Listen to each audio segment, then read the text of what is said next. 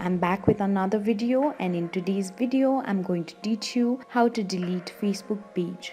For that, first of all, open up your Facebook app on your phone. After you open up the app, on bottom right you'll see a 3-bar menu icon. Tap on it. Now select pages. Select the page that you want to delete. After that, tap on the settings icon which is on top right. Now go to General. Scroll down and there you'll see the category of Remove Page. Tap on Permanently Delete.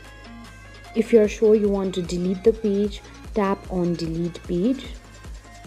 A pop-up message will appear on your screen informing that your page has been deleted. Tap on OK.